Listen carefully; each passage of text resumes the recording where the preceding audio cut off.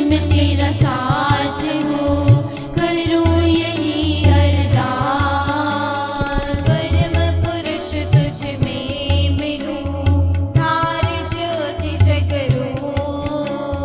ज्योतिर्मय जगदीश है निराकार स्वरूप।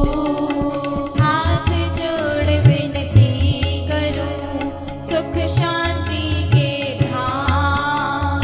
सब जग जीव सुखी रहे, तुझे बारंबार प्रणाम। मैं मेरी सब ही मिटे, दूर रहे अहंकार। तेरे चरणों में सदा बना रहे मेरा प्यार। मैं मेरी सब ही मिटे, दूर रहे अहंकार।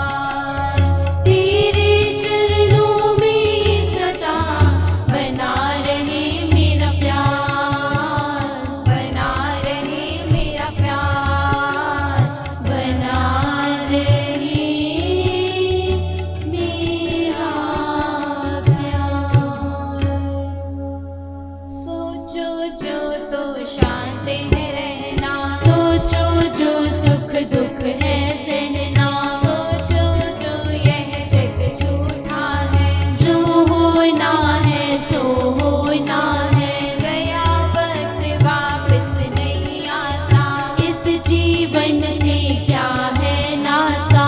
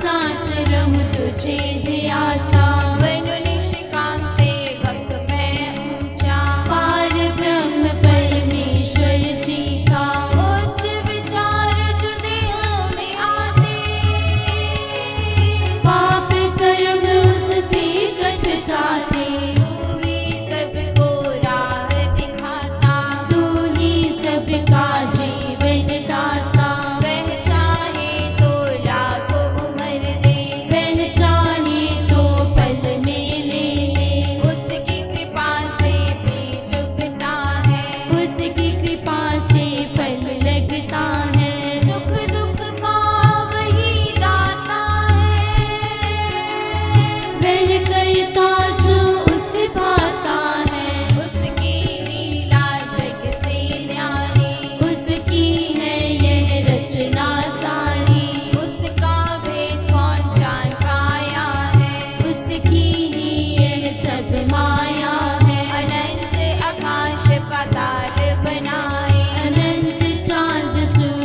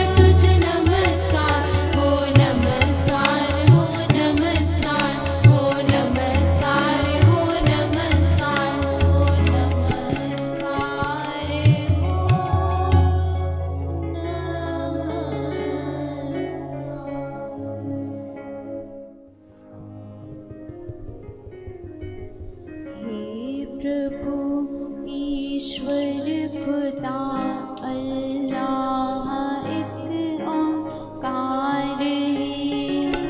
हे प्रभु ईश्वर खुदा अल्लाह एक ओंकार है। सतनाम हरि ओम है, साकार है निराकार है। सतनाम हरि ओम है, साकार है निराकार है। तेरे नाम से शांति मिले, तेरे नाम से शांति मिले। आनंद भव हो पार है, आनंद भव हो पार है, आनंद भव हो पार है। हे प्रभु ईश्वर खुदा अल्लाह एक ओंकार है। हे प्रभु ईश्वर खुदा अल्लाह एक ओंकार है।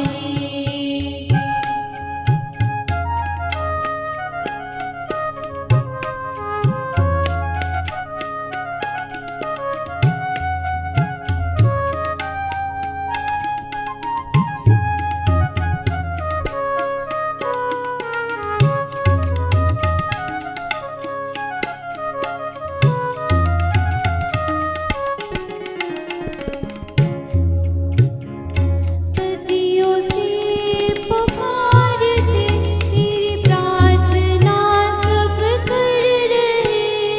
सदियों से पुकारते तेरी प्रार्थना सब कर रहे। सूक्ष्म तू ही असीम है, परमेश्वर पालनहार रे। परमेश्वर पालनहार रे, परमेश्वर पालनहार रे।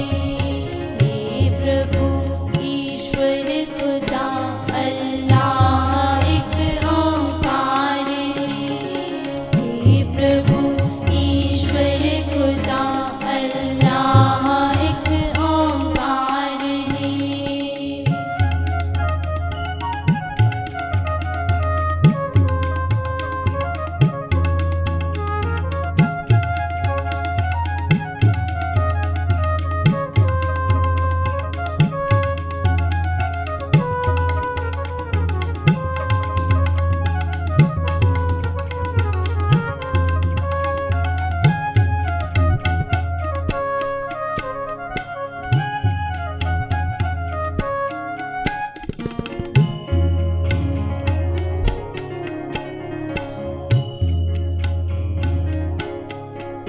पूरन तू ही परमात्मा, दयामय कृपामय।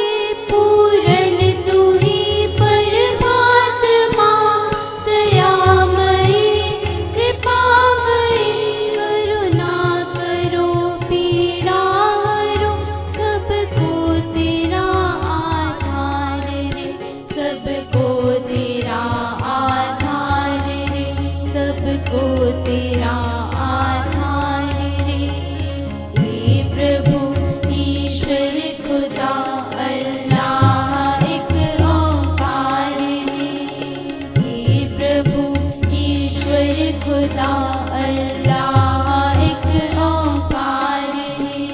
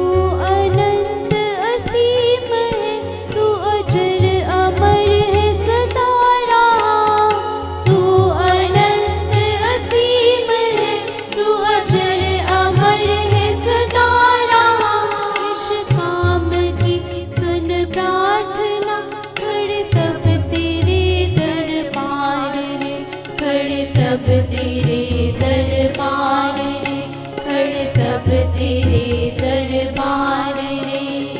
हे प्रभु ईश्वर खुदा अल्लाह एक ओंकार है। हे प्रभु ईश्वर खुदा अल्लाह एक ओंकार है। सतनाम हरि ओम है, साकार है निराकार है। सतनाम हरि ओम है, साकार है निराकार है। तेरे नाम से शांति मिले, तेरे नाम से शांति मिले। आनंद भव हो पार रे, आनंद भव हो पार रे, आनंद भव हो पार रे। हे प्रभु ईश्वर खुदा अल्लाह एक ओंकार है। हे प्रभु ईश्वर खुदा अल्लाह एक ओंकार है। हे प्रभु ईश्वर खुदा अल्लाह एक ओंकार है।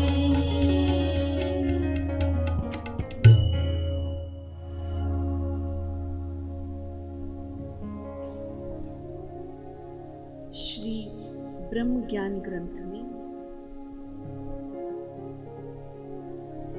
गुरु समझा रहे हैं अपने शिष्यों को कि हे साधक जनों, जो मनुष्य संसार में भगवान को सब तरफ देखने वाला मानता है, पूर्ण समर्पित मानव है, त्याग किए हुए है और ईश्वर उपासक है, वे तो इस लोक में पूर्ण आयु बिताकर अपने नित्य कर्मों को करता हुआ इस जीवन को निरोग बनाए परमात्मा में लीन रहता है।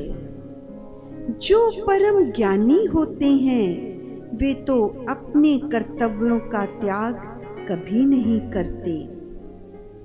वे सज्जन महापुरुष तो अपना जीवन परहित, पर उपकार, पर सेवा के लिए ही बनाए रखते हैं और अपने जितने कर्म हैं वे निष्काम भाव से करते हैं। उनमें उनका अपना स्वार्थ नहीं होता, न ही स्वार्थ के लिए कोई कार्य करते हैं और न ही अपने लिए वे जीवन जीते हैं। वे तो समाज तथा मानवता की उन्नति के लिए ही निष्काम रहकर कर्म करते चले जाते हैं। ऐसे कर्म योगियों को संसारी कर्म नहीं छूते और न ही कोई कर्म उन्हें बांध पाता है, न ही उन्हें कर्म फल का कोई लेप लगता है। ईश्वर को पाकर मनुष्य कर्म करने वाला कर्मशील साधक कर्मों के संस्कार में नहीं बंधता। इसलिए निष्काम कर्म योग के सिवा मानव के कल्याण का कोई और मार्ग भी नहीं है तथा भक्ति का एकमात्र मार्ग निष्काम कर्म योग ही है। ईश्वर को संसार में बसा हुआ मानने से साधक को कर्म लिप्त नहीं कर पाते। वह जो भी कर्म करता है ये जानकर करता है कि मेरे सब कर्म ईश्वर इच्छा से हो रहे हैं तथा वही मेरे से शुभ कर्म करा रहा है तथा उसी विधाता के नियम के अनुसार मेरे कर्म हो रहे हैं। यही मेरे भगवान की इच्छा है। जो इस प्रकार समझकर कर्मों को करता है उसे ही ईश्वरीय कर्म माना जाता है।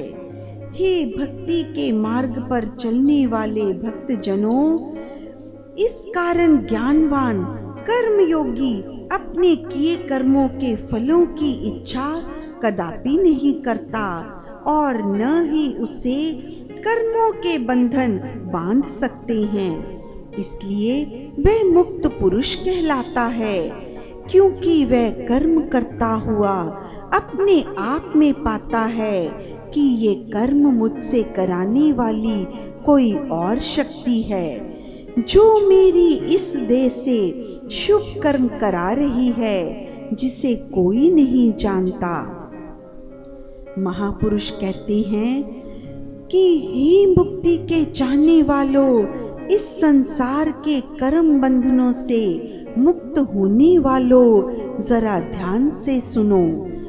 जो मनुष्य सुशील है, अपनी सभ्यता में रहता हुआ सरल स्वभाव है, शिष्टता तथा सदाचार में रहता हुआ अपना जीवन व्यतीत करता है, उसे संसारी लोग देवता कहते हैं। और जो लोग दूसरों को डराते हैं, आचारहीन हैं, सभ्यता से गिरे हुए हैं, नास्तिक वृत्तियों के हैं, कर्महीन हैं, आलसी और प्रमादी हैं, उन्हें लोग असुर ही मानते हैं। और ऐसे आचारहीन, दुराचारी, घोर अंधकार में पड़े, अज्ञान की अंधेरी रात में पड़े, स्वार्थ की गाढ़ी निद्रा में सोए आत्महत्यारे जाने जाते हैं। और अज्ञान से घिरे हुए जो लोग हैं, वे नरक में जाकर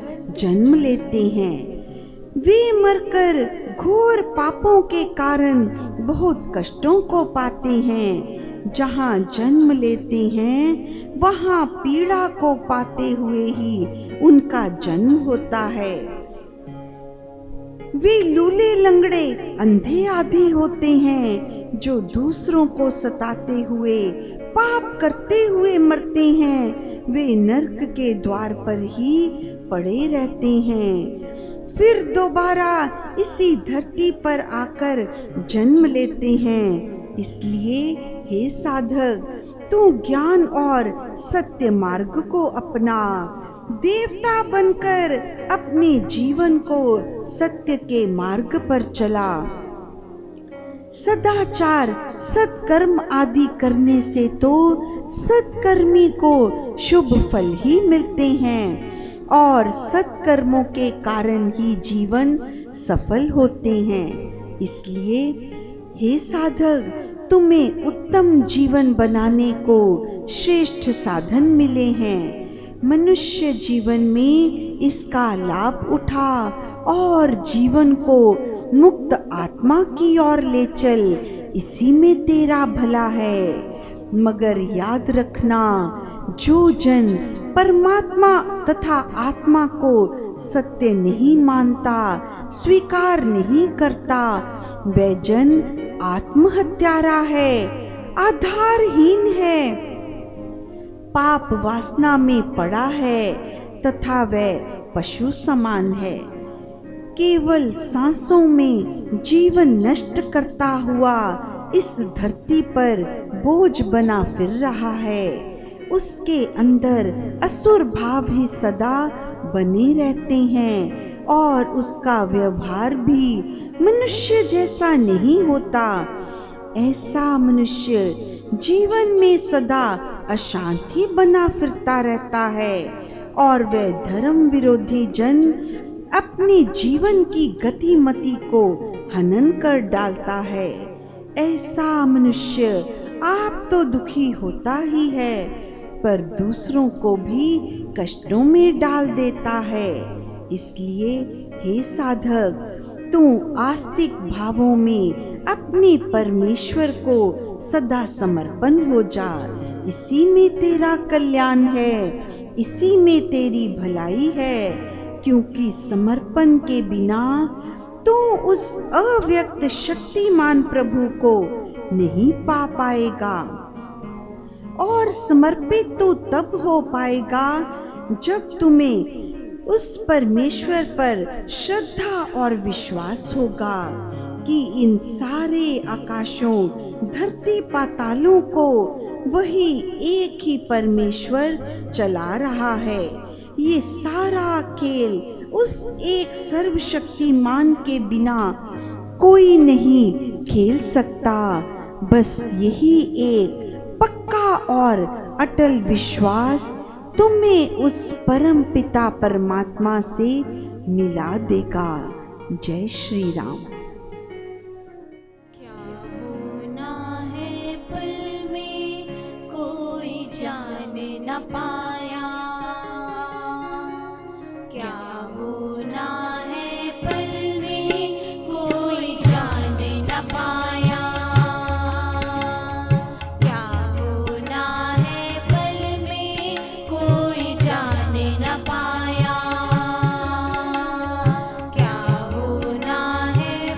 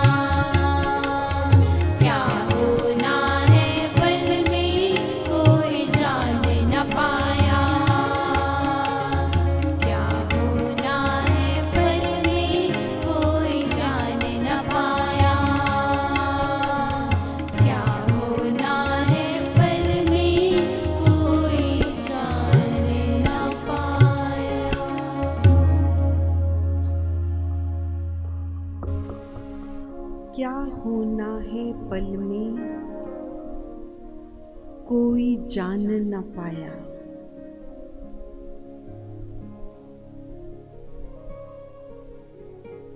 परमात्मा ने,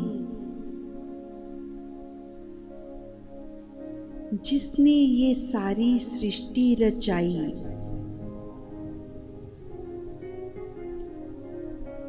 भूत और भविष्य, उसने सब अपने ही हाथ में रखा है। मानव के वश में नहीं दिया।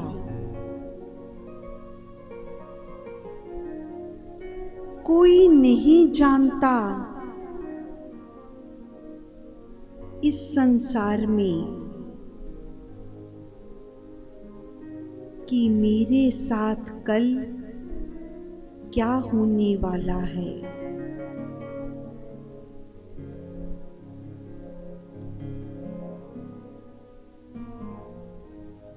राम को राज्य मिलने वाला है। महाराज दशरथ अपने महामंत्री आर्य सुमंत को बुलाकर कहते हैं कि मैं अपने प्यारे राम को राजगद्दी देना चाहता हूं, उसका राज तिलक करना चाहता हूं।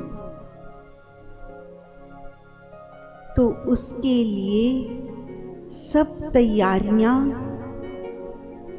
की जाएं। तो तय हो गया कि प्रातः राम का राज तिलक होगा।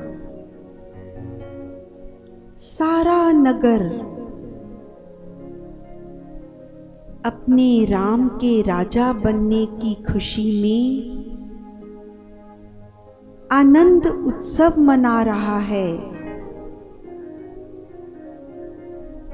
सभी अपने अपने भावों के अनुसार इस आने वाली शुभ घड़ी की तैयारी करने में लग गए। कोई ईश्वर की भक्ति में लीन हो गया, कोई संसारी तरीके से अपनी अपनी तैयारी करने लगे। नहीं जानते थे कि एक ही रात में क्या से क्या हो जाएगा। क्या होना है पल में कोई जान ना पाया। हम अपने जीवन के आने वाले कल को ही नहीं जान पाते, तो किस बात का इतना अहंकार अपने अंदर भरे रखते हैं। जब तुम्हारा अपने ही कल पे वश नहीं चलता, तो कैसे मानते हो कि मैं इस संसार को जीत सकता हूं। सुबह आते आते परिस्थिति इतनी बदल गई कि जिस राम को अयोध्या का राजा बनना है, जिस सीता मां को देश की महारानी बनना है, वही अपने भाई लक्ष्मण के साथ वल्कल वस्त्र पहनकर 14 वर्ष के लिए वनों को चले जाएंगे। और वो भी उस व्यक्ति के कहने पर जिसे राम सबसे अधिक प्रेम करते हैं, उस मां ने अपने उस पुत्र के लिए, जिसे बचपन से ही अपने हाथों से खिलाया, अपने हाथों से पिलाया, वही आज उस राम के लिए 14 वर्ष का वनवास मांग रही है। जीवन में परिस्थिति कब बदल जाए, ये इतने बड़े बड़े अवतार भी नहीं जान पाते।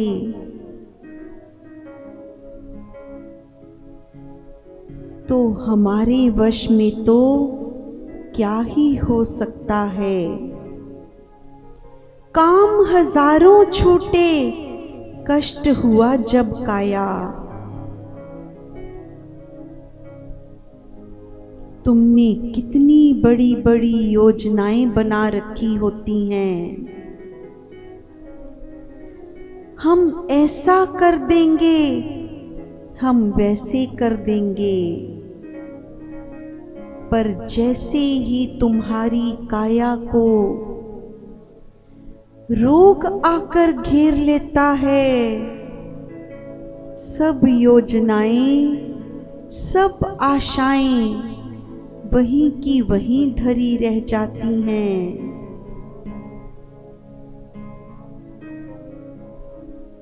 हे मानव,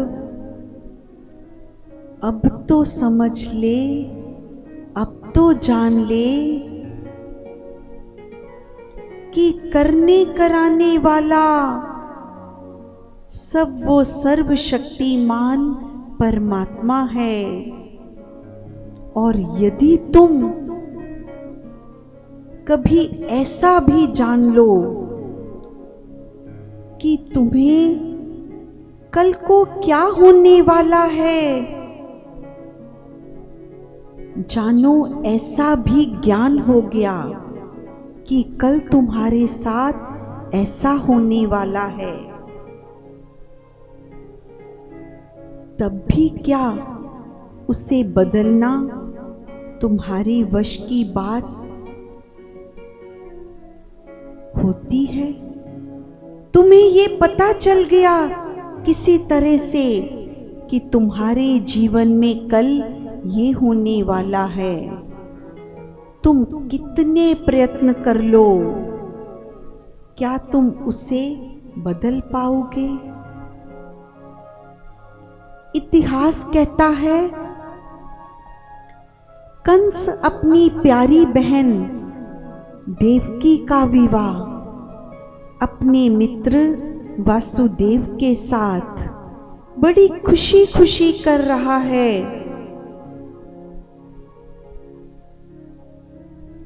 इतने में ही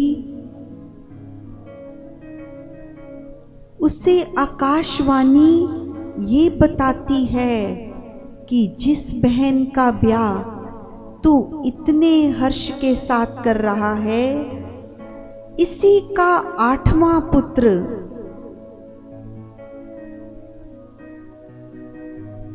तेरे प्राण ले लेगा। जो हम इतिहास में पढ़ते हैं, कितना प्रयत्न किया ये पता चलने के बाद कि मेरे साथ भविष्य में ऐसा होने वाला है। कितना पाप किया उसने, अपनी बहन और उसके पति को कारागार में डाल दिया, क्योंकि होनी को बदलना चाहता है। अंदर इतना अहंकार भरा है कि मैं अपनी मृत्यु को भी जीत लूंगा। मैं उस परमात्मा की वाणी को भी झुठला दूंगा, क्योंकि मुझ में इतनी ताकत है। कितना पाप किया कि उसके एक एक जो बच्चा जन्म लेता गया उसे मारता चला गया।